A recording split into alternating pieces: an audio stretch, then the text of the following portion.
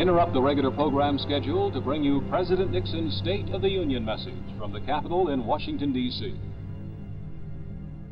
I will also ask for an appropriation of an extra $100 million to launch an intensive campaign to find a cure for cancer, and I will ask later for whatever additional funds can effectively be used. The time has come in America when the same kind of concentrated effort that split the atom and took man to the moon should be turned toward conquering this dread disease.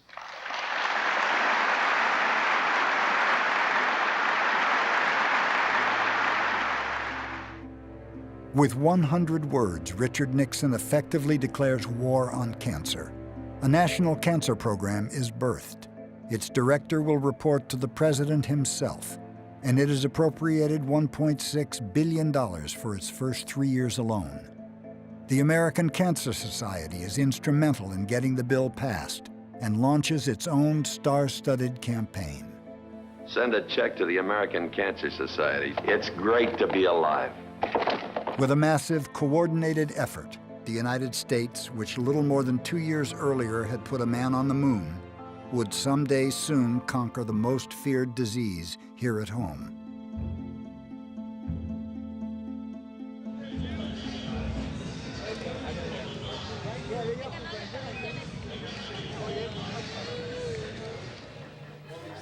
Okay. That's backward. Oh. There you go. Yeah. There you go. There's something growing on my head.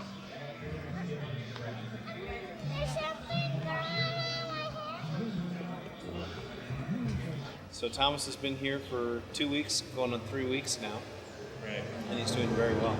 Our home was in Tucson, and when Donna and I made the decision that there was going to be no radiation or chemo used on Thomas, the doctor decided to start hounding us.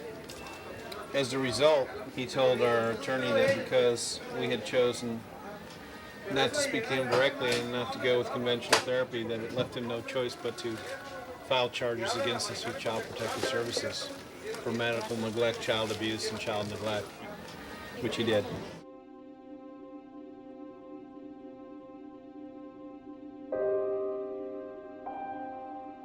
It is the consent form to do radiation that we did at the University Medical Center.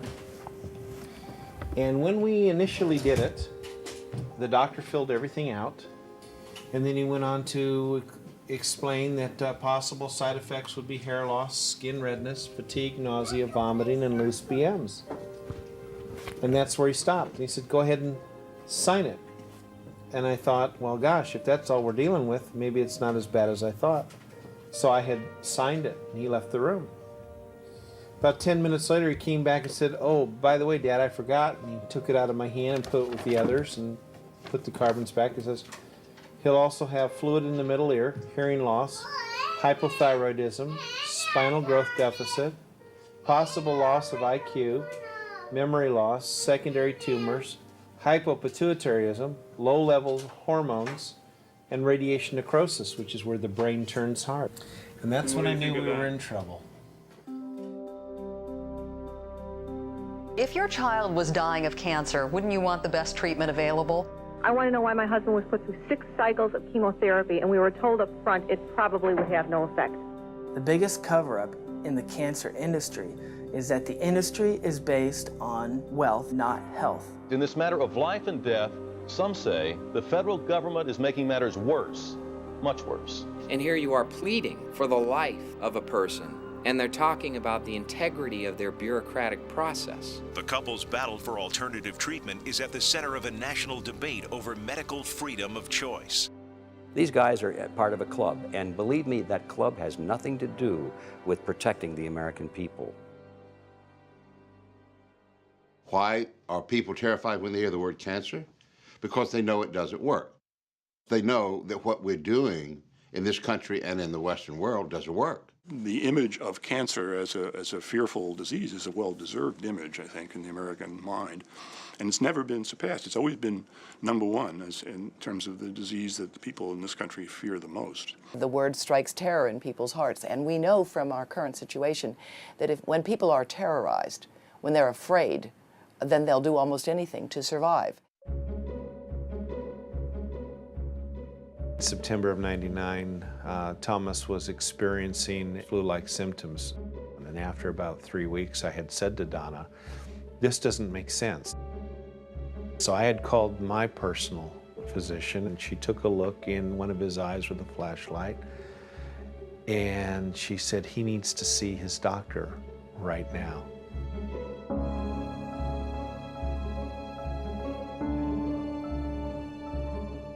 Donna comes out and screams my name and then drops to the ground.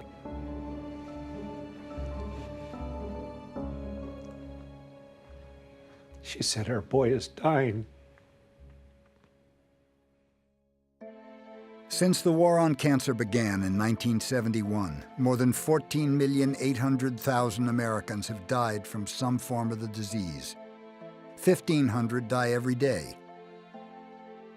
That's 565,000 men, women, and children in 2009 alone. More people will die from cancer in this country in the next 3 years than all the American soldiers who died fighting since the American Revolution. From 1920 to the present time, we have made little or no progress in the treatment of adult cancers. So a person who gets prostate cancer or breast cancer today will live as long as a person who got it in 1920. No big change. With all the radiation therapy that we began in the 10s and 20s, combination chemotherapy in the 60s, immunotherapy that began in the 70s, PET scans, MRI scans, you name it, billions and billions and billions of research dollars that we've thrown into this whole area of cancer research and treatment, little or no significant progress in the treatment of adult cancers. In the early 1900s, pneumonia was the #1 cause of death. People were terrified of pneumonia because even though some survived, most did not. Now, when we have cancer as the #1 cause of death, because we treat pneumonia now successfully with antibiotics, and no one's afraid of pneumonia. But with cancer, the treatment we have, the majority, overwhelming majority, die. Nothing we've done in a century has substantially reduced the death rate of various cancers relative to the population density. We are a total failure. The question is, there are so many different ways to pursue this, and no one knows what the right one is. So we try lots of things, and anytime human beings try lots of things, a lot of them are not going to work, but some of them will. And we've had some successes. For example, testicular cancer, what Lance Armstrong had. When I was training as a medical student and an intern, that was uniformly fatal. Now, many of those men are long-term survivors. So in certain cases, lymphomas, Hodgkin's disease, testicular cancer, there have been major breakthroughs that have made huge differences to people's lives. Unfortunately, the more common cancers, colon cancer, breast cancer, prostate cancer, lung cancer, those cancers are not as susceptible to our treatments at this point. Cancer itself is a very complex disease. There are more than 200 different types of diseases that all come under the rubric cancer.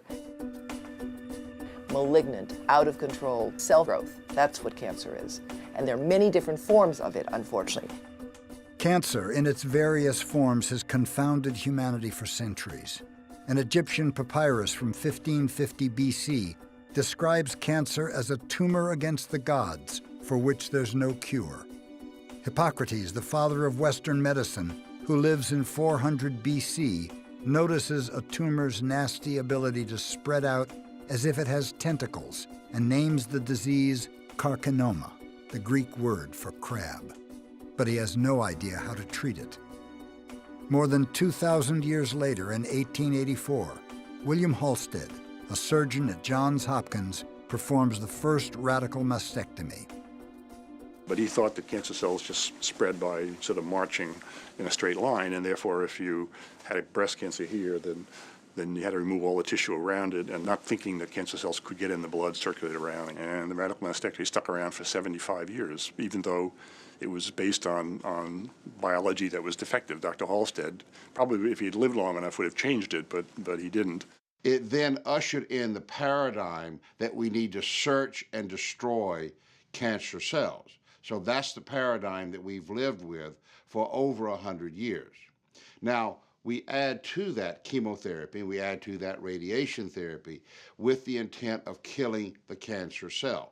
They kept telling me, you're a prime candidate, it's all contained, we'll just take out the lung and, you know.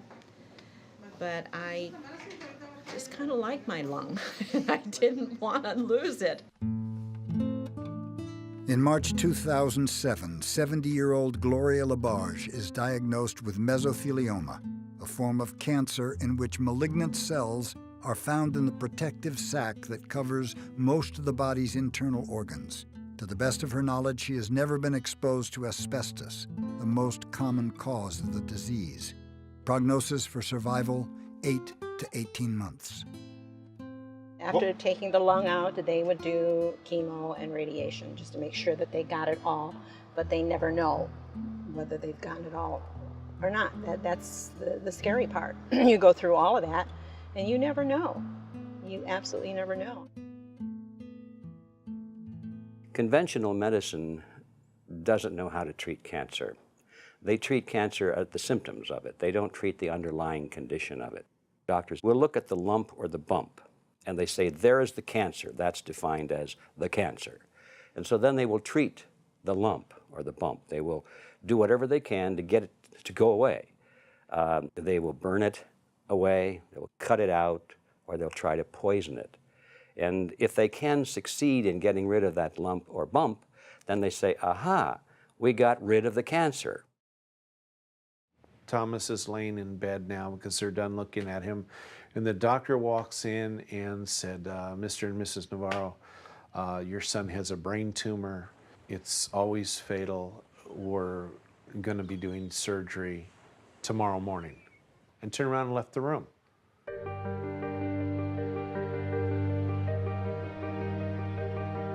On September 19, 1999, Thomas undergoes brain surgery. The biopsy of his tumor leads to a diagnosis of medulloblastoma cancer. Jim and Donna are told that without immediate treatment, the condition will recur in 9 months.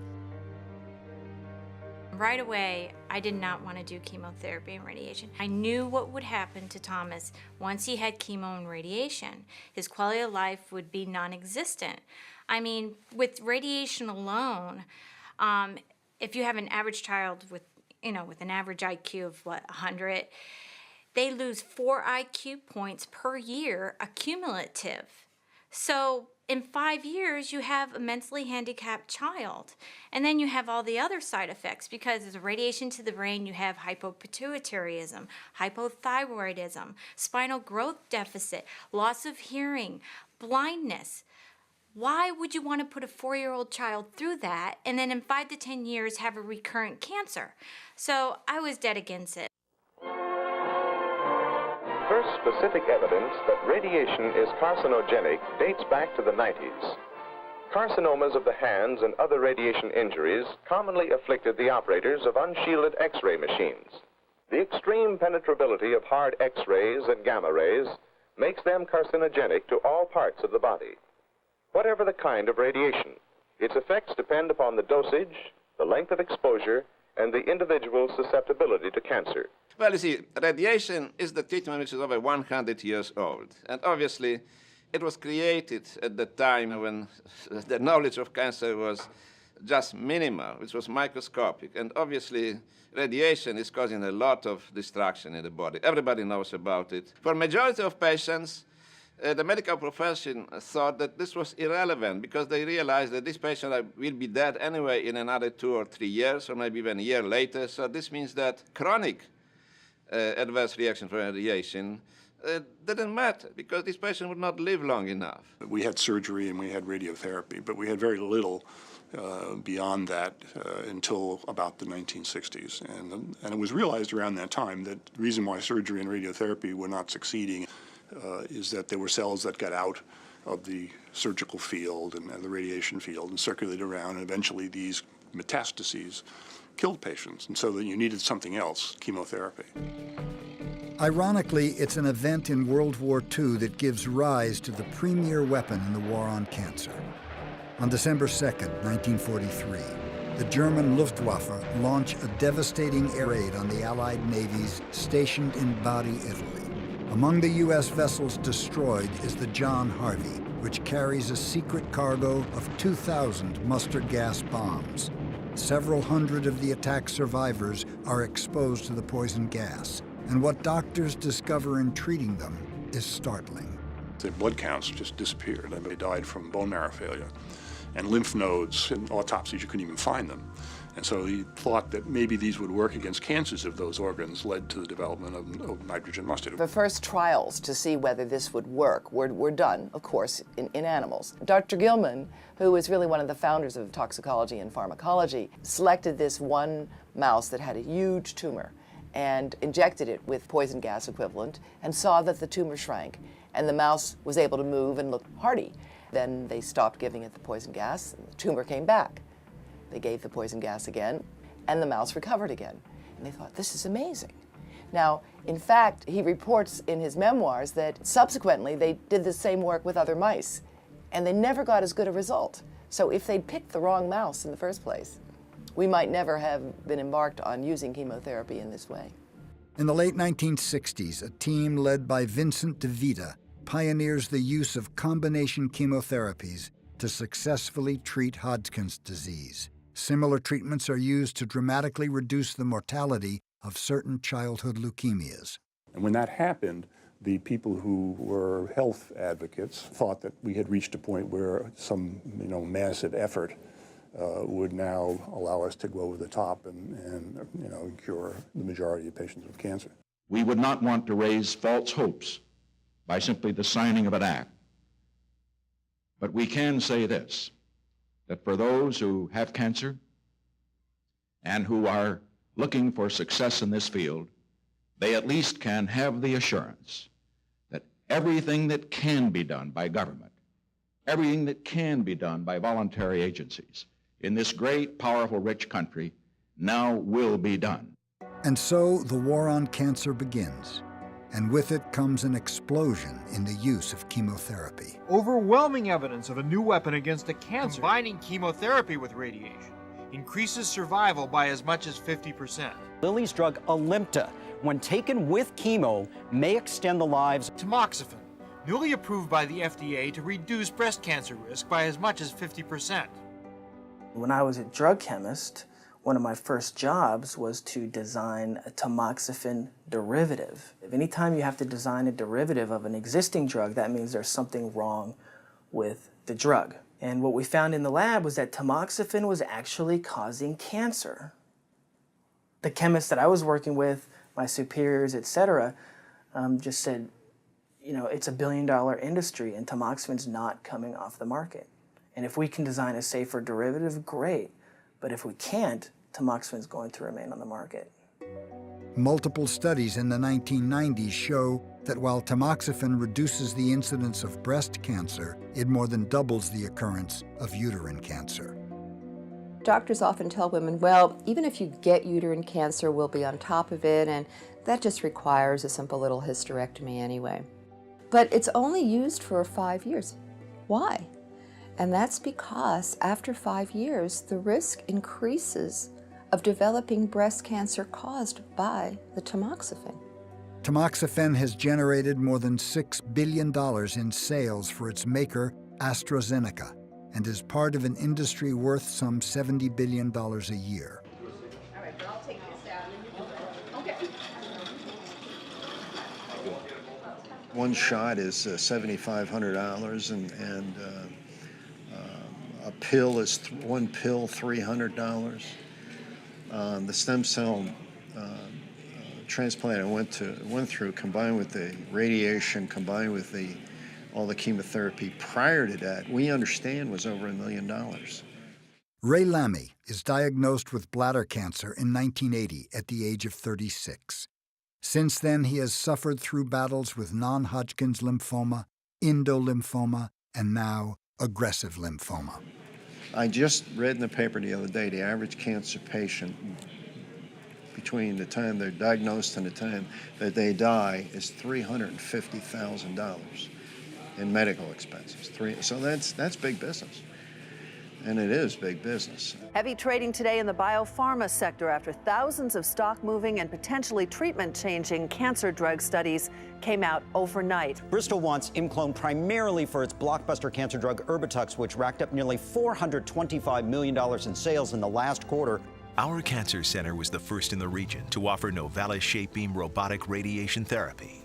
They're also testing this drug in combination with other cancer drugs for other tumors as well. So it's about expanding the use of Erbitux to make it an even bigger blockbuster than it already is. You have doctors spending 3 years learning how to do chemotherapy and radiation. You have specialist radio-oncology. You have cancer surgeons. You have cancer oncology. So you have this entire industry built on the paradigm of purging the body. Even though we find that that doesn't work, that industry is not going to just pack up and go away.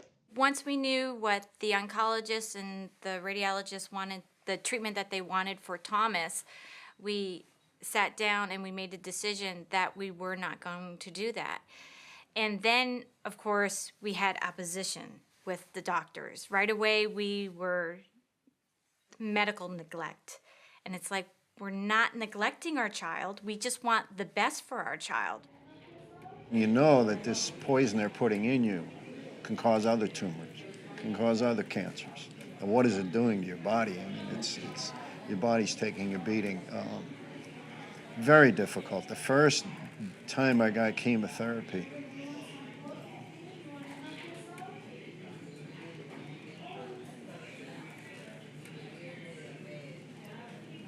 it's hard. You know, it's hard. We are suffering now from the fact that we started out on the wrong foot, we stayed on the wrong foot for 100 years, and we are paying the price. Chemotherapy and radiation therapy are nonspecific. They kill anything in its way. The reason why people lose their hair, the reason why people get nauseated and vomit is because chemotherapy kills any actively dividing cell, so irrespective of normal or not.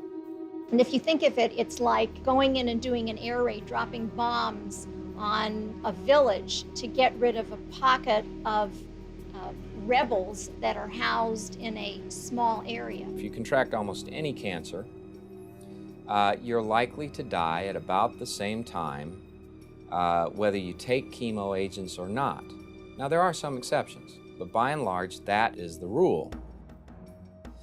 And despite that, the FDA, the oncologists in the world, cancer societies, all favor reliance upon this treatment modality that's brutal, and then they die at roughly the same time they would have had they done nothing, and they would have felt a lot better having done nothing.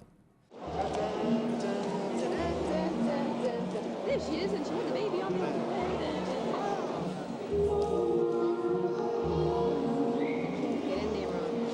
One day I was actually at work having lunch with a close colleague, and Patty called me up and said she was very concerned, and I even joked that you had cancer throughout your body.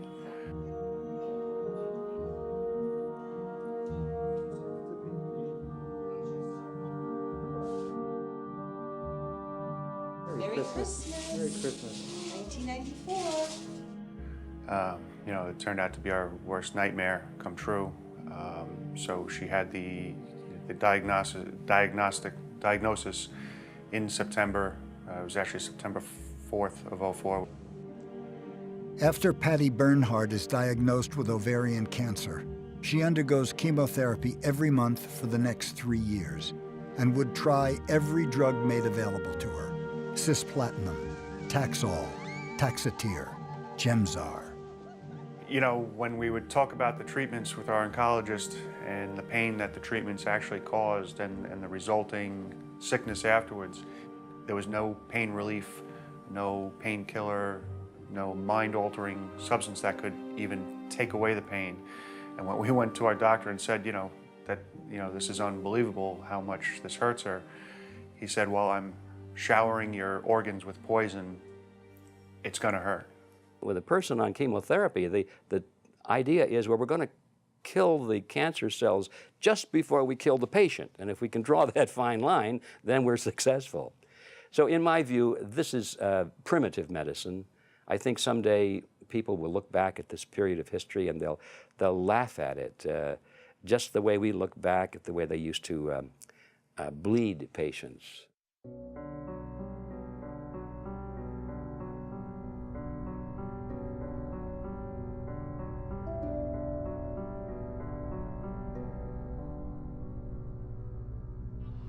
Whoa, you're going up.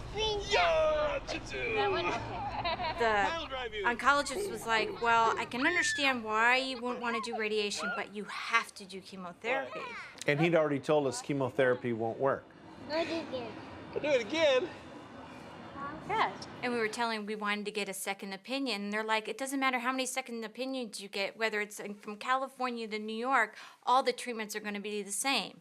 We all run off the same game plan. And it's like, that's ridiculous. There's got to be different therapies out there.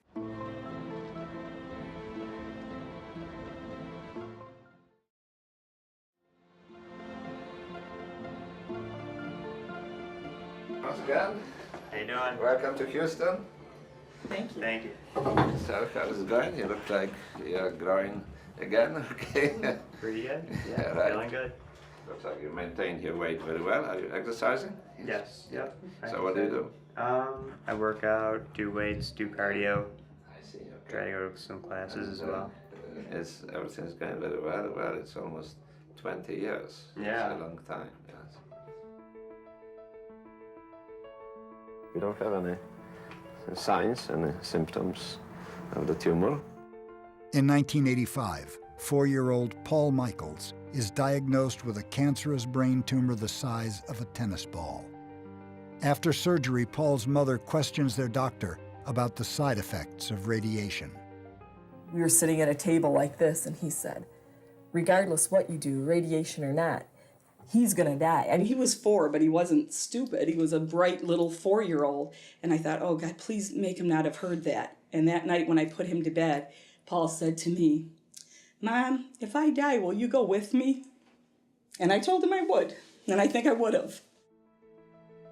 In 1987, Mary Kay brings Paul to the Brzezinski Clinic in Houston, Texas. And 6 years later, the boy who was supposed to be dead by age 9 is cancer-free and the subject of a CBS News special. That is the same tumor we just saw in the original? Correct, yes. This tiny dot? Yes. Do you have any question in your mind that he saved your life? I know he did. Today, Paul Michaels is a 29-year-old nursing student who is, by all appearances, cured of cancer. He is one of thousands of patients who have been treated by renowned Polish-born doctor Stanislaw Brzezinski, who flees communist Eastern Europe for the United States in 1970 and does postdoctoral work at Baylor University before opening his own cancer clinic in Houston, Texas. It is here that he pioneers anti-neoplastons. These non-toxic peptides and amino acid derivatives are synthesized to act like molecular switches, turning on tumor-suppressant genes and turning off the oncogenes responsible for cancer growth. In the early 1980s, under the watchful eye of the FDA, Brzezinski and his treatment are confined to the state of Texas, and patients who are told that they have no good options with traditional therapies flock to his clinic.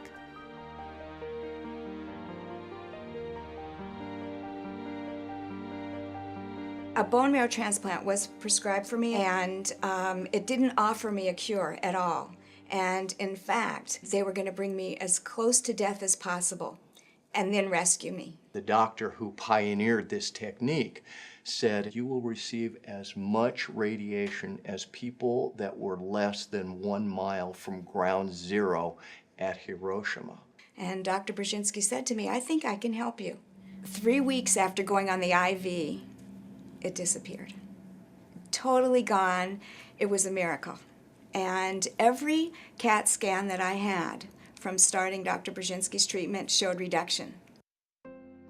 But in 1995, Mary Jo Siegel, Paul Michaels, and hundreds of other patients being treated by Brzezinski are told that they may no longer be able to use anti-neoplastons. While one branch of the FDA is approving Brzezinski for phase 2 clinical trials, another is targeting him for prosecution.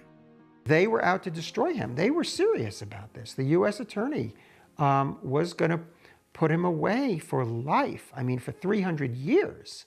It just always amazed me that the FDA could spend so much time doing something like this that's so, it's wrong. It's just morally wrong. FDA, go away! FDA, go away! FDA, go away! Let us do another day! We met with senators, we met with, different legislative bodies, committees, subcommittees, Commerce Committee.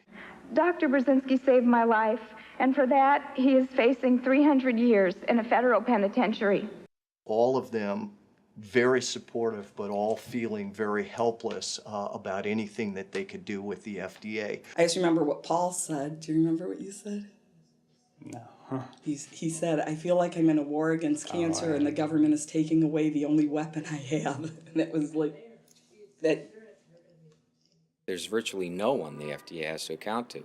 Congress performs an abysmal job of oversight. They might hold hearings, chastise the FDA commissioner, but there's no consequence for bad acts by the FDA commissioner. The courts rarely second-guess the judgment of the agency. They have broadly deferential standards of review, and the American people are left helpless. You don't know their names, they don't run for election, they don't change with administrations, they're not Democrats, they're not Republicans, they are professional bureaucrats that hold all the power. When the FDA begins in the late 19th century as a division within the Department of Agriculture, it has no regulatory power and is so small that its first chief, a flamboyant chemist named Harvey Washington Wiley, sometimes takes drugs himself to see if they make him sick and files reports with his findings. The department's power grows steadily, however, and by the 1930s, the freshly named Food and Drug Administration is regulating the safety and marketing of all new drugs in the U.S. Many leading drug companies oppose the oversight. But finally, the drug industry began to view regulation as a way to reduce competition. But how did that transition take place? Well, there was a drug called thalidomide that was given to pregnant women in Europe, and that it resulted in rather extraordinary deformities. This horrified the world, and an opportunity was seized at that point by the proponents of greater drug regulation. The fear of a thalidomide tragedy in the U.S. leads to the signing in 1962 of the Kefauver-Harris Amendment, and with it, the powers of the FDA are revolutionized. Now, in addition to proving that their products are safe, drug manufacturers are required to supply to the FDA substantial evidence that the drugs are effective as well. You read the food and drug laws, they're very flexible. The FDA's interpretation of those rules are very rigid. As FDA started adopting regulations to determine what constituted substantial evidence to approve a drug and started to create all these Byzantine requirements, they were creating this infrastructure to protect incumbent drug companies from competition. The largest players had the money to pay for the process, new entrants did not. This means that immediately small pharmaceutical companies were eliminated. Inventors like Louis Pasteur disappeared completely because the doctors were severely punished by trying to use something innovative. Aspirin, for example, would not be approved today by the Food and Drug Administration because it caused adenomas in mice in the lungs. I would like to loosen up on the regulations in ways that allow cancer centers, for example, to develop drugs without having to go back to the FDA every time you sneeze. And what is the upshot of that? The upshot of that is it costs on average about $1.6 billion for a single drug to be approved in the United States. That game can only be played by the largest monopolies on earth. So if you invent a drug, you discover an agent that has therapeutic utility, and you're in the scientific community out there, you can largely kiss that drug goodbye. We have an extraordinary story for you of a cancer doctor whose patients say He's performing miracles, but the government wants to close him down. Friday, the Food and Drug Administration raided the doctor's office, seizing patients' files and other documents. Initially, I was not of interest to FDA because I think pharmaceutical companies were not interested in what I had. I think the biggest problem began when pharmaceutical companies, when the government realized that I have something very valuable, which can get rid of cancer in a number of people, and the cancer which was incurable by any other means. The Texas state attorney, at the behest of the FDA, wants to strip Brzezinski of his medical license and shut down his clinic. We are here today because Dr. Brzezinski has, for 16 years, been unwilling or unable to comply with the requirements of the law. Testifying at the pretrial hearing is Georgetown University doctor Nicholas Patronis, who reviewed 7 of Brzezinski's cases for the National Cancer Institute. He testifies that anti-neoplastons are the most effective treatment for brain tumors I have ever seen. Respondent calls MM. If my son goes off the treatment, there's no doubt in my mind that his tumor would grow and that he would die. The tumors will grow, they will lose the vision, they will be paralyzed, and they will die because there's nothing in the world which can be used to save these patients' life. You intend to continue doing just what you've been doing until somebody is able to stop you. Is that not true? I'm going to do what the law will allow me to do, Mr. Helkamp. I do whatever is necessary to bring my medicines to approval in the United States and everywhere in the world, and bring you to justice for causing the deaths of 200 patients. And they will come back here to haunt you until we are dead. Are you threatening me, Dr. Brzezinski? I'm not threatening you, but that's what's going to happen in the future. Well, I think that's something that remains to be seen. At the trial, several months later, the FDA brings 75 counts against Dr. Brzezinski. Not one of them is related to the safety or efficacy of anti-neoplastons. The charges were essentially shipping a medicine across state lines. Give me a break. I mean, that's a capital crime? It's ridiculous. Absolutely, and it wasn't even true. But this is a very, very tight monopoly. Despite spending 13 years and an estimated $8 million prosecuting him, Brzezinski is acquitted of all charges, with the jury foreman stating, "I think this was a government witch hunt. I couldn't find any victims." Hey! Oh, I'm so happy! Oh, God! Patients like Mary Jo Siegel and Paul Michaels are permitted to stay on anti-neoplaston treatments. But as former FDA Chief Counsel Peter Barton Hutt has said, if you beat the FDA in court, you have an angry FDA that is willing to slit your throat. So while the government cannot strip Dr. Brzezinski of his medical license, they can dramatically change the rules governing admittance to his clinic. In a cramped Houston hotel room, 4-year-old Thomas Navarro is dying of brain cancer, and his desperate parents find themselves caught up in a larger fight between a controversial Houston doctor and the federal government. We researched other families that had boys that had medulloblastoma, that had not gone through chemo and radiation, and sought out Dr. Brzezinski and was treated by them. How come you didn't get in? And my answer is always this: well, they got in before the FDA got involved. And once the FDA started seeing that he was having success with treating cancer, then they were like, okay, we got to set up all these protocols for all these different cancers so we can limit him what he can do. And then once the patient is terminally ill, no hope, then we'll give him the patient to see what he can do then. And of course, they're setting him up to fail. The American Cancer Society does the Navarros no favors by placing anti-neoplastons on the unproven methods list. This compendium is considered a blacklist by many in the medical establishment. No insurance company will cover treatments listed here, and it is used to brand Dr. Brzezinski as a quack. The American Cancer Society should have been funding Brzezinski. I mean, his data was clearly provocative, but they got on board to put him out of business. You're the American Cancer Society. Don't you want cancer to be prevented in America?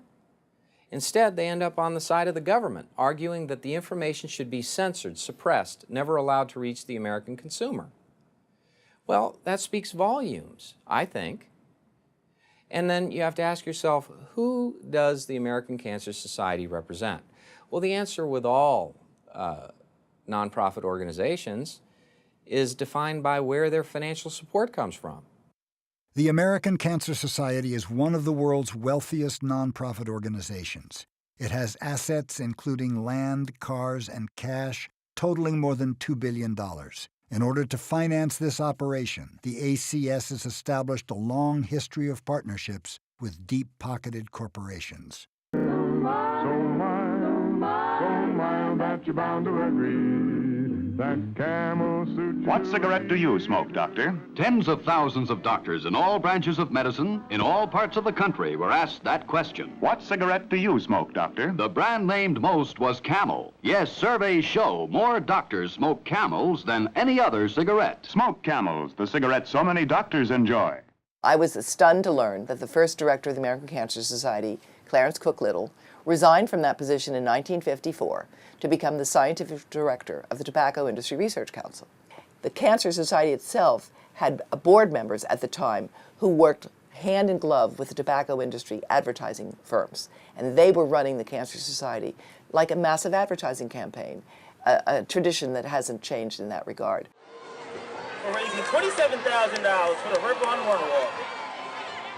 Breast Cancer Awareness Month was actually initiated by the company that makes tamoxifen. The devices for mammograms are made by General Electric, and General Electric is in a relationship with the people behind Breast Cancer Awareness Month. So there's a huge, huge industry that has been invested in breast cancer. Although the goal is noble, to me it's obscene that these companies are using the symbol of the pink ribbon for commercial purposes only. Very few dollars ever make it to really help women. This is a business. American Cancer Society is a business of getting donations. And what I say to people when they give money to these agencies, you are perpetuating the failure. Because if the American Cancer Society actually found a cure for cancer, in their bylaws, it said they must disband. If cancer were really cured, really tomorrow, would that put the ACS out of business? I don't know. In a funny way, the entire healthcare system, the entire system of research in healthcare is based on a model where we're trying to put ourselves out of business. I don't think there's anything wrong with that. I think that's fine. I don't think it's likely to happen in my lifetime anyway. The problem with the American Cancer Society is that I think they are an impediment to advances in cancer therapy. In 1928, a Greek-American researcher named George Papanikolaou, using funding from the American Cancer Society, shows that you can take a few cells from the opening of the cervix, swab them, and determine under a microscope whether cancer has already occurred or is about to occur. If caught early enough, the cancer can be prevented, but the Papanikolaou test is not put to use. There were fights going on between pathologists and surgeons about whether it was ever proper for a test to be done in a doctor's office and then sent outside for someone else to read. Though originally funded by the ACS, the Society changes course and aligns itself with physicians and surgeons who argue that the test is a threat to the practice of medicine. For 29 years, the low-cost test is kept under wraps while women are treated with high-dose radiation or have their cervixes surgically removed.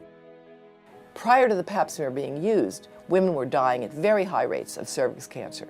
Once the pap smear was finally put into place, not until the 1960s, deaths and cases of cervix cancer fell like a rocket, unbelievably.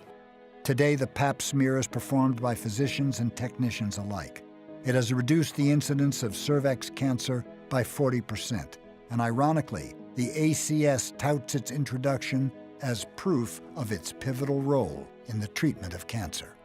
If you look at the history of cancer therapeutics, it's like Gettysburg. It's just scattered with bodies of all the people who have tried to bring effective new treatments to the market and have been shot down. Throughout the century, promising cures and therapies are met harshly by the AMA, the FDA, and the ACS.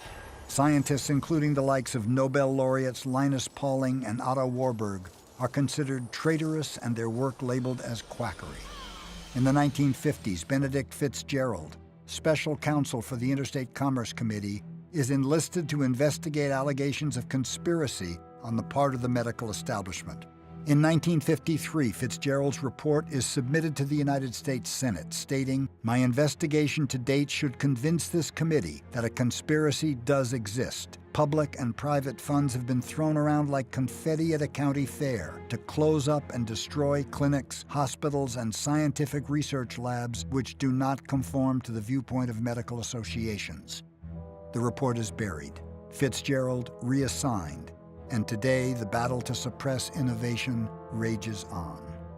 Canadian research team has come up with DCA.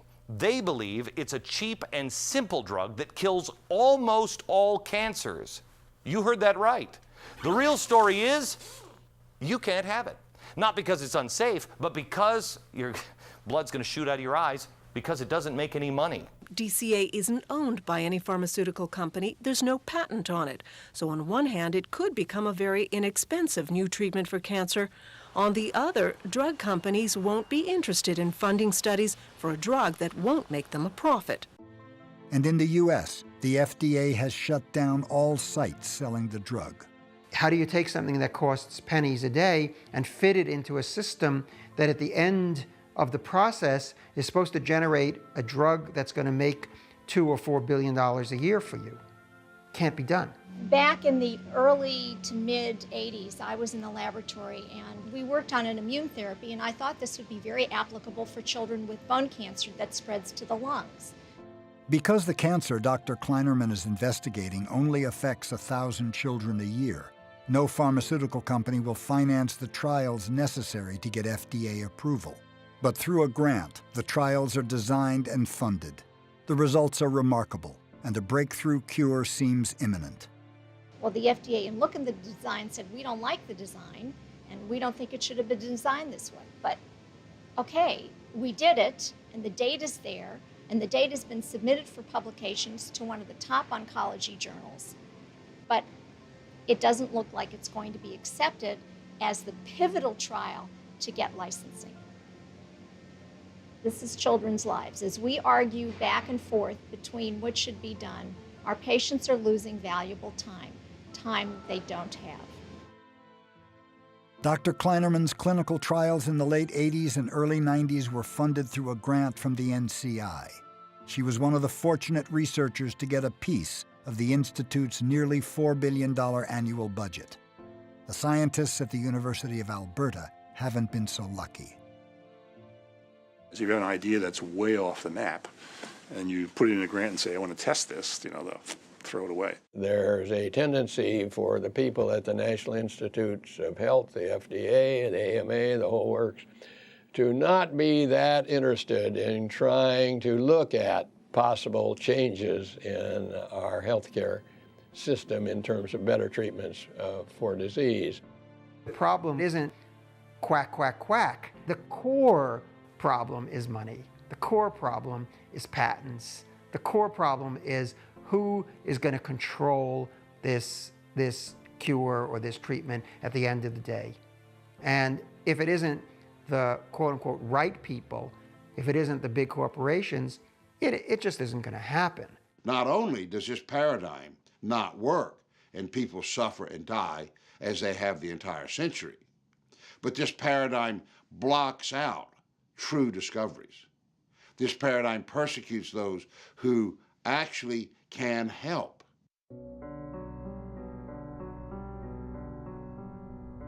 Today I got a call from a father named Thomas Navarro, and the FDA has refused to allow him to do what he thinks is best for his son, and they placed the whole matter on clinical hold while their son dies. I've written a letter to Donna Shalala, the key to which is the statement, it should be the right of every responsible American citizen to seek the medical care of their choice without government bureaucracies standing in the way. And one of the things we were exposing was the fact that the FDA has never approved the use of radiation or chemo for using on children. The fact that if you read the pharmaceutical inserts on the chemotherapies, that it says right on there from the manufacturer, has not been proven safe or effective for pediatric application. So my question is, if the guys that make it say, gosh, we don't know if it works and we don't know if it's safe, but we'll put you in prison if you don't do it, what's that all about? It's insane. Now the parents are getting some support from unlikely sources. Two of the men who are running against each other for president. Enter the politicians. First Republican Alan Keyes, now Texas Governor George W. Bush, urging the FDA to reconsider, arguing it's the family's choice, not the federal government's. Parents are absolutely worried to death about radiation and what it means to the boy, and I would hope the FDA would reconsider.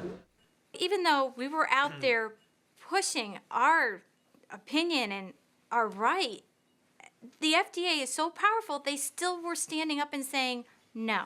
Good morning, Dr. Henney. My name is Jim Navarro, and you're probably very aware of who I am. I'd like to know, first of all, why, as a parent, I don't have the right to treat my child. For 5.5 months, we've been here in a hotel, waiting, still challenging the decision.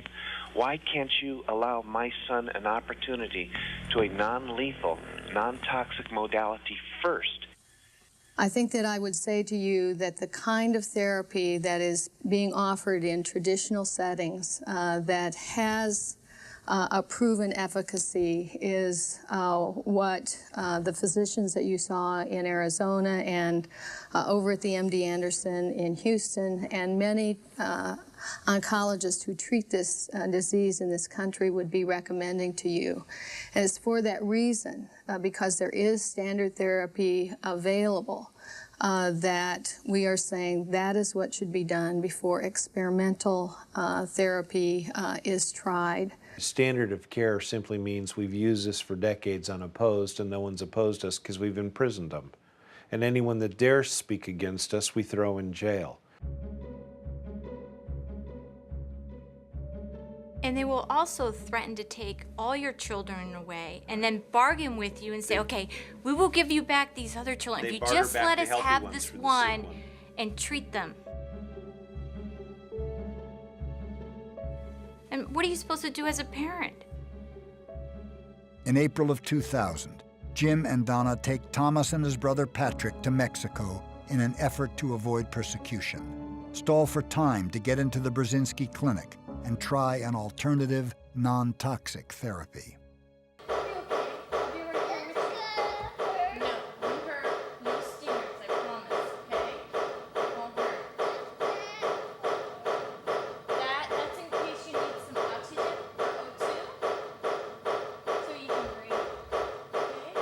Realistically, for the FDA to allow it, I don't know that they will allow it. I think what it's going to take is a congressional order to get them to stand down. It's not about whether or not they want to allow it, because they don't. It flies in the face of what they're doing. It disrupts their covenant with the pharmaceutical companies, so they're not going to go for it. You have right to choose in the entire commercial market except for medicine. And it's interesting. Your right to choose in cancer is truncated the most. You'll find that when conventional medicine is not working, that is the therapy that receives the most attention and the most protection by the FDA and the AMA and the other conventional guys. You know, people don't go to Mexico to get treatment for a broken leg.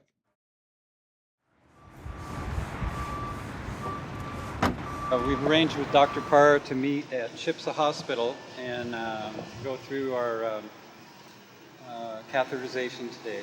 I'll do whatever I have to do in order to keep myself alive, because I've got too much to live for. That's not even a question in my mind. The catheter is just a route of administration that just facilitates how easily this can go forward. I attempted to have a catheter placed in my chest back in Delray Beach, and that was not going to be possible because they had to know why it was being placed there, what was going to be injected. And once they were to know what was going to be injected, they would not approve of it. The doctor was putting his license on the line. The illegal therapy Gloria wants to use is a combination of sodium bicarbonate and Laetrile, also known as vitamin B17 or amygdalin. It is derived from the kernel of an apricot, and its benefits in treating cancer have been touted for generations. There are certain places around the world that traditionally don't have cancer. In Hunza, a man's wealth was measured by the number of apricot trees he owned. They didn't have money. It's a primitive society. And they didn't have cancer either. And then you have the Vilcabambas and the Hopi and the Navajo Indians and the Aboriginal Eskimos. These little pockets, these little cultures around the world that traditionally did not have cancer.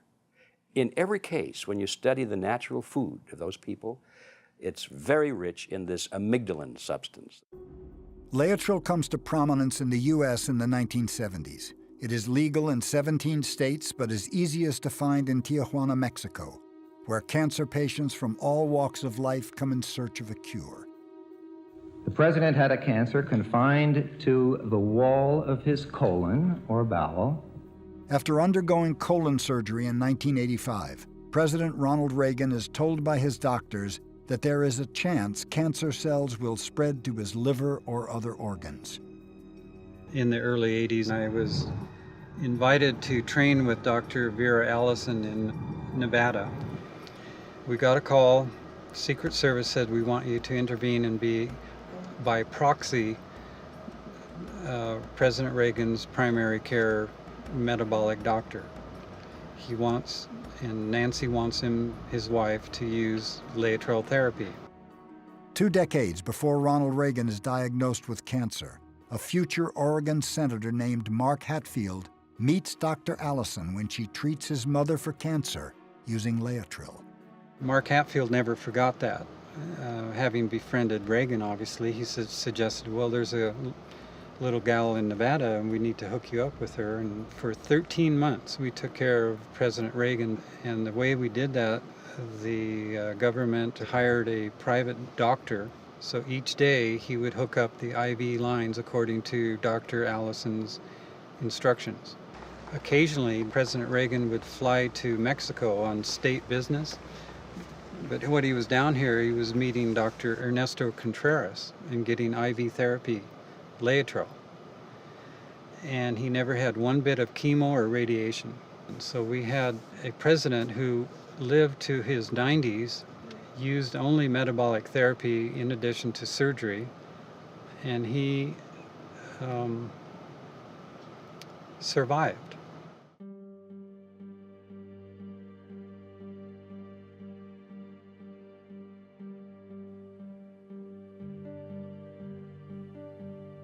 Laetrile, however, is not the only drug that finds its way to Mexico.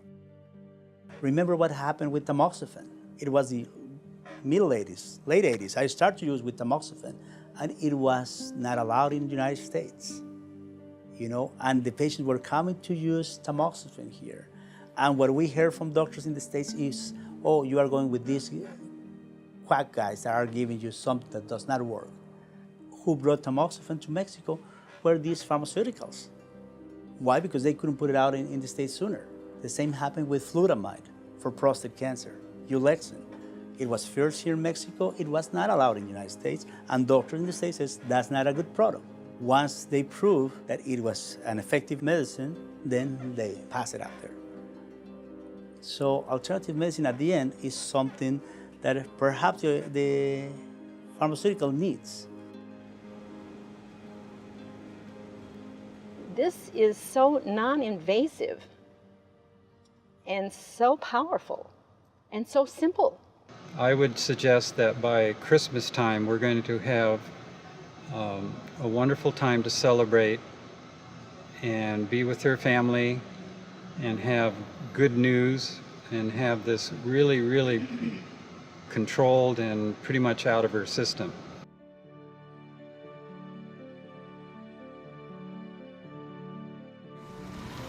Let's go, girl. Well, there are people who say patients should be able to get access to experimental drugs on demand. I have a fatal disease. I want what I want. Give it to me. I'm an American. I have the right to have that. The problem with that is we will never learn whether it worked or not if we just simply give it to anybody who wants it.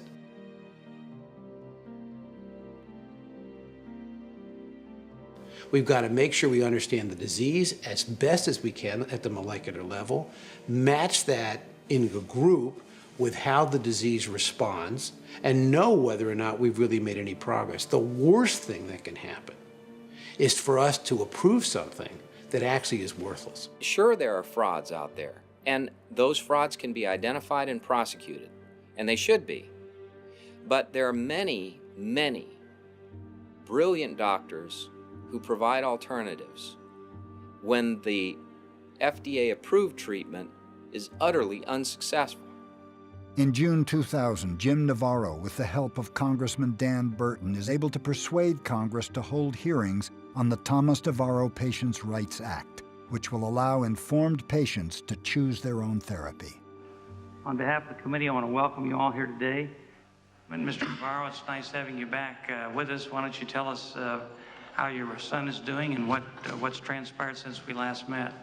As we speak, Thomas is in therapy outside the United States, and in spite of the events of the last almost 9 months, he's doing quite well in defeating his illness. Mr. Chairman, you asked, can an unapproved therapy believed to be less toxic be tried prior to a curative therapy that has known serious adverse events?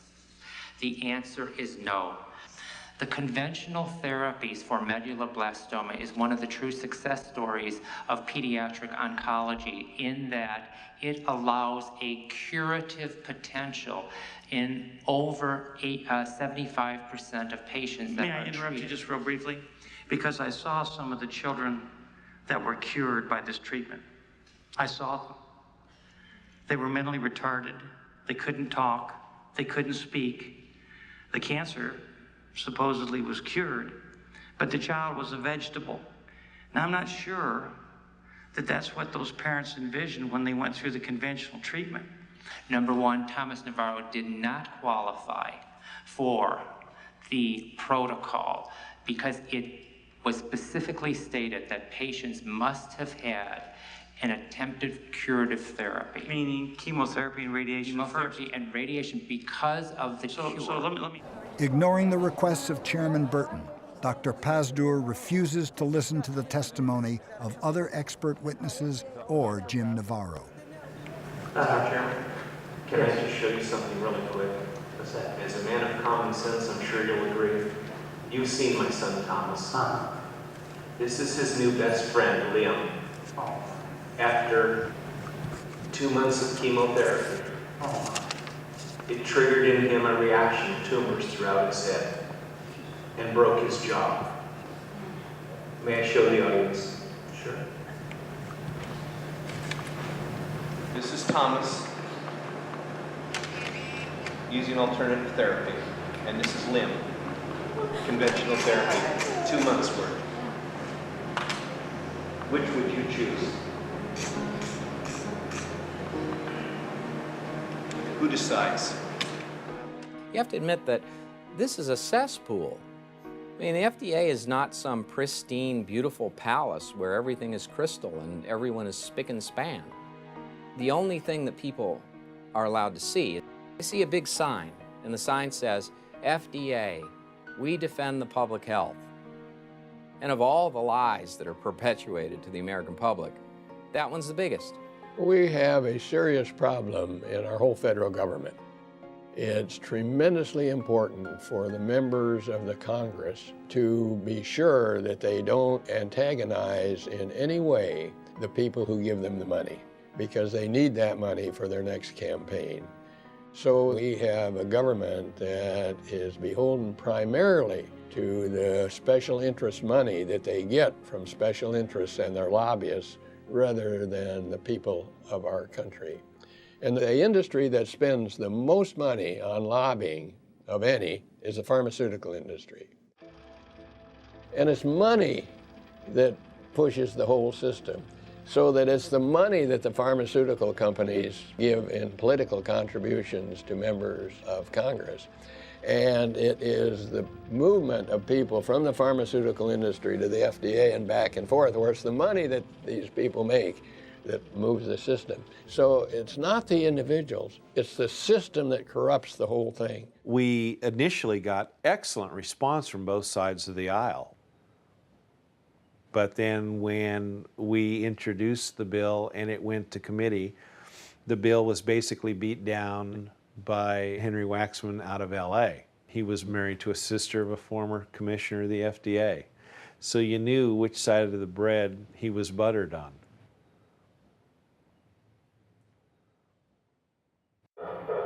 So there's 1, 2, 3, 4.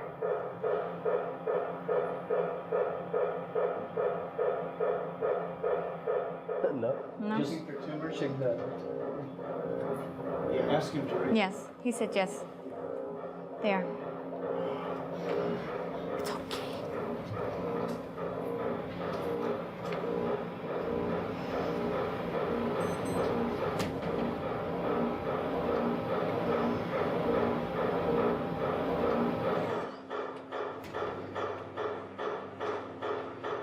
When Thomas's tumors recur in July of 2000, the Navarros have no choice but to return to the States. Thomas will undergo surgery in New York to remove the tumors, and according to standard protocol, receive 10 days of high-dose chemotherapy.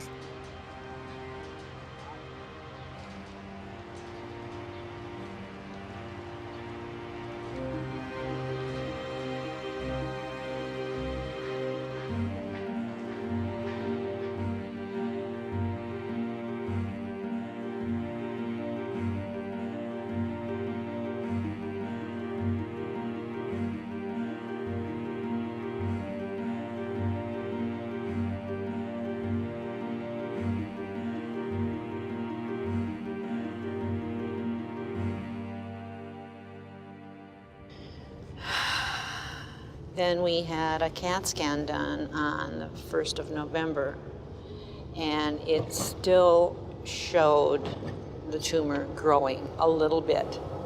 Not a lot, but a little bit. And at this point, the tumor was getting so large that I said, you know, we just can't continue this. I was beginning to experience some pressure in my chest and started this dry cough. And so consequently, we started a chemotherapy program, which is the last thing I wanted to do. This mesothelioma is a very resistant cancer, and so my sense is that the Laetrile and the sodium bicarbonate were just not strong enough. And so I have no regrets, not at all. Has it corrupted what we really want per individual patient's needs? We have to support their wishes, and we do the best we can without being dogmatic. We're learning year after year on how to integrate both safe and small doses of conventional care with maximum natural therapy approaches. Mesothelioma is really one of the hardest cancers to overcome. And so it becomes a team effort from the family's point of view and the doctor team, all that contributing to the success of this person's quality of life. Good morning. My name is Gloria Labarge. I have a 9:45 with Dr. Costi. It's important for us as classically trained physicians to realize the limitations of the treatments that we have and the costs in terms of side effects that they have. But it's also important for us to acknowledge that there are, for example, Chinese herbal remedies that have been around for thousands of years, and the reason that they're still used is because they have some benefit. Oncologists throughout the country are open to prescribing alternative treatments if they can be shown to be safe and effective. But they risk losing their licenses or even being thrown in jail in the absence of data from approved clinical trials. The Office of Alternative Medicine was supposed to solve that problem. The In 1992, I was one of the few people who was asked to set up the first office of alternative medicine at the NIH. We did that with Senators Harkin and Hatch and a few others. But those dollars, the dollars that are assigned to them by way of the Senate, has to go through the approval process of the NIH. The report language on that bill was that it was to, quote, investigate and validate alternative treatments for disease. Well, NIH would have no part of any investigation or validation of alternative treatments.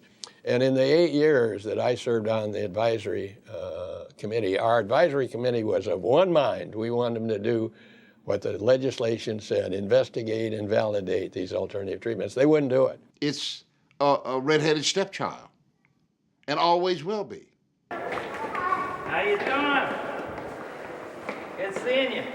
After being tumor-free for several months, Thomas's cancer resurfaces on his spine, and the Navarros make a last desperate plea to gain admittance to the Brzezinski Clinic. Hi, how are you? He looks like he's feeling pretty good. Actually, no. Oh, He's no. got a couple weeks. We don't, the doctors don't even understand why he's still walking. They don't know why he's even. When Syracuse did an MRI on him, the doctor came out and shook his head and said, "We stopped counting tumors at 50. You need to take him home." Or by the chemotherapy. The tumors are being caused by the chemotherapy. Yeah, this is Chairman Burton. I need to talk to Dr. Pasteur right away. Does he have an assistant? Does the assistant have an assistant? No, I want to talk to him now. This is Chairman Burton. Can you find him? I love this universe. You love this universe.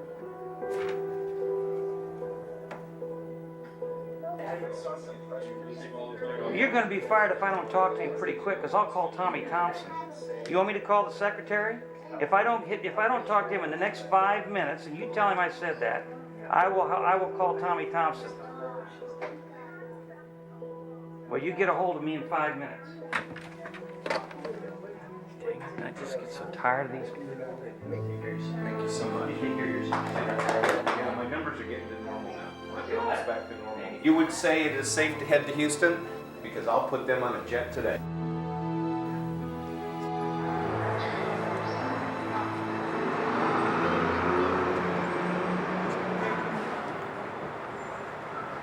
Don't worry. I'll get a hold of Pastor Dan and let him know, because he has no clue. Thank you so much.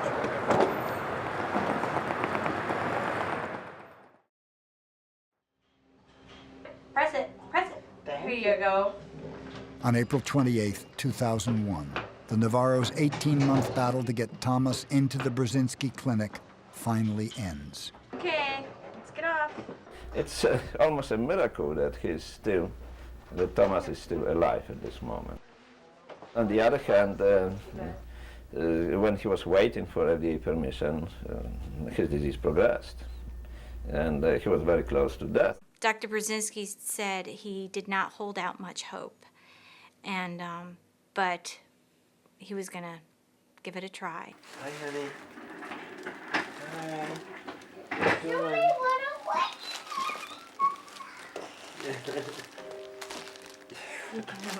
Working on something. Very good. Good to see you. Hi, how are you doing? In the spine, we see pretty much the same situation, which is good. Okay.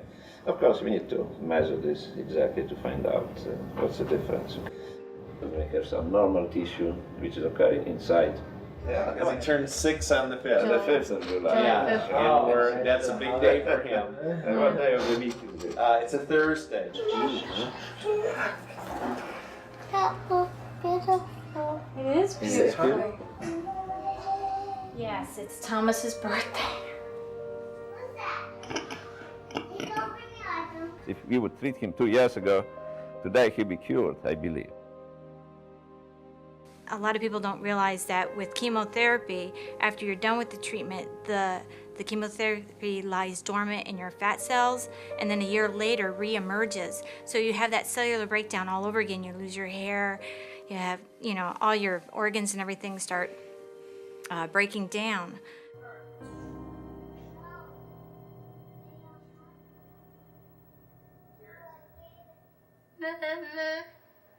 What? Mama. What up? Yeah. What, Give you wanna me sit on- it. Give you what? Chocolate milk. Do you want me to turn you, or do you want a chocolate milk? Turn me. Okay. Well, then be patient. I can't do two things at the same time. Mama, turn me. I did turn you. No, I want this way. You were that way, sweetie. No, I want this way now. Do you want to go back the other way? Mm-hmm. Okay.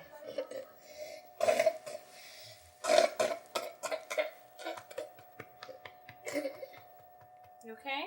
Yeah. Alright. You turn me. I did turn you, No, sweetie. I want this way now. This way, right? Towards me. Turn me up now. I love you. You want water? Yeah.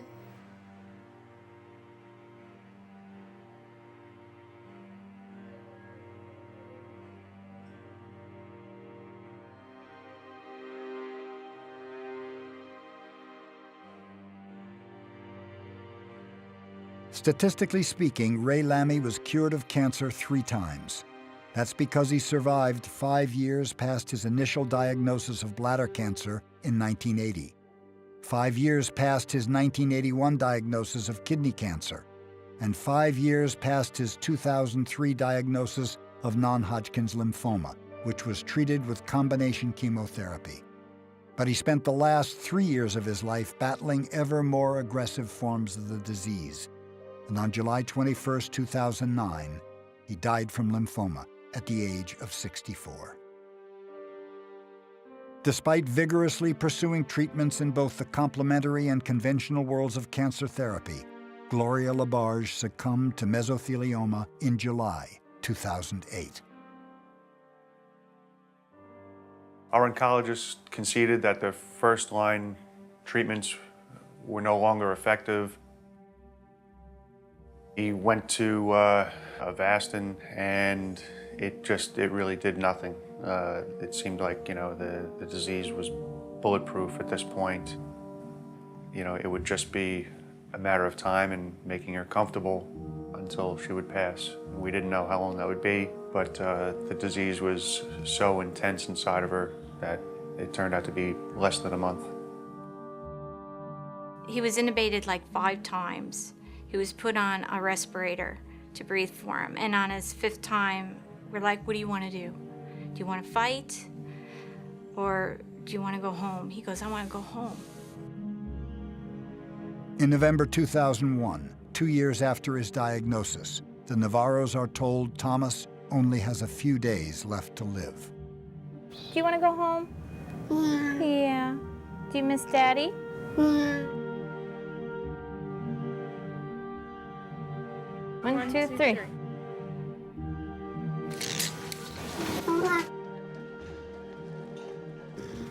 You're home, baby.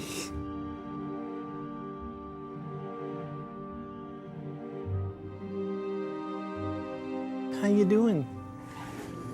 Huh? You glad you're home, buddy? Yeah. Me too.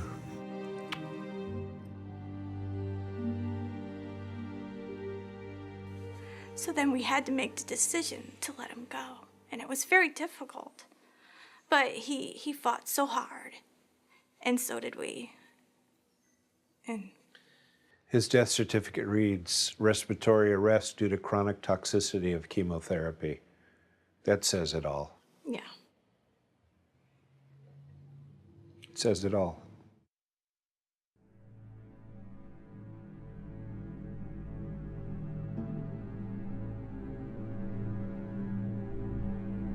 Cancer equals chemotherapy.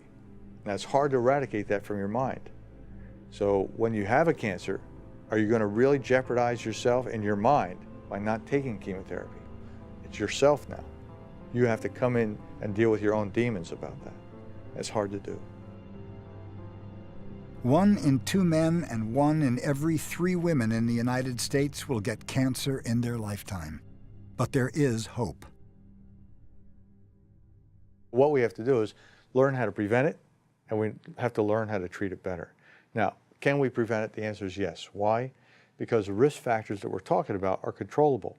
Only 6 to 7, maybe 10% of all cancers are related to genetics. We can't in any individual case be sure of preventing cancer, but we know a lot more, and we've known a lot more for a long time about the causes of cancer. I think there's no question that diet has something to do with cancer. There's no question. If you look at the migratory studies from, say, Japan to Hawaii to the United States and look at breast cancer, you see upticks in breast cancer, and the biggest change is the Western diet versus the Japanese diet. Part of the problem, a big part of the problem, is the economic incentives are not there for prevention. We are taught to treat in medical school, and we are paid to treat in practice. We don't get taught prevention, and we don't get paid to prevent. So the whole system is kind of topsy-turvy. Prevention alone, however, will not win the war on cancer. What are our standards for success? Does a tumor have to shrink? Well, the tumor doesn't have to shrink. In diabetes, the pancreas doesn't get better, but we treat people with insulin, and we turn a disease that would be fatal if we didn't treat it into a chronic disease. That's what we need to do with cancer perhaps first. Can we turn a tumor into just a lump? We've had, since 1971, a very long period of time to see that the current methods of doing things are not working. Chemotherapy has long ago reached its limits. Surgery and radiation, although they become technically more refined, they only really work when you can get the tumor early and remove it, but the ancient Egyptians knew that. So you need something more effective. The therapies which are addressing what is causing cancer, especially the changes in genetic makeup in the cancer cell, are now taking over. We are striving toward the individualization of cancer treatment, where you would take a tumor, take an individual, characterize them molecularly, and tailor your therapy accordingly. That's not what the FDA system is built to look at. So we're going to have to step back and look at it all over again. How are we really going to characterize patients' diseases and the response to the treatments we have? That's a big issue now. I personally think that the war on cancer would move a lot faster and would have moved a lot faster if the FDA was moving along with it instead of looking at it as sort of an adversary. The laws aren't being made by the elected representatives. They're being made by the bureaucrats. They're insulated by law. We have to force Congress to change. Our desire, now that we've had this time since our son's passing, and we're not whole yet, we'll never be whole, but now that we've healed to the point where we can take the hits, we want to reintroduce his bill and this time drive it through to law so that people have the right to choose their doctors. There isn't a doctor, for example, in Italy who claims that cancer is caused by a fungus and that if you eliminate the fungus, you'll eliminate the problem. I don't know if he's right or wrong, and I don't pretend to know. But it seems to me, for God's sakes, we ought to find out, because it seems to me it's significantly important for us to find out what is the real problem here, that we should not close the door to looking at those sorts of things. How shall we meet this challenge? How can we truly open the doors and set free the full genius of our people? One has to assume, given the state of science and the tools we have at our disposal, there isn't anything we can't do. Patients should have a right to choose. Doctors should be free to innovate. That's the way medicine moves forward. If you could detach research from the financial agenda, then scientists could do their work without consideration of where this is going to lead in terms of profitability. And then I think you'd see the brilliance come out. People say we went to the moon, and why can't we do that with cancer? And the answer is, when we went to the moon, we pretty much understood the physics and the aviation, the avionics of what it took. It was a question of whether we had the wherewithal to spend the money and put in the technology to get the man to the moon and back, which we were willing to do. We are now very early in the same process with cancer, but we're way early. We're still defining the rules of the game. Our recovery plan will invest in electronic health records and new technology that will reduce errors, bring down costs, ensure privacy, and save lives. It will launch a new effort to conquer a disease that has touched the life of nearly every American, including me, by seeking a cure for cancer in our time.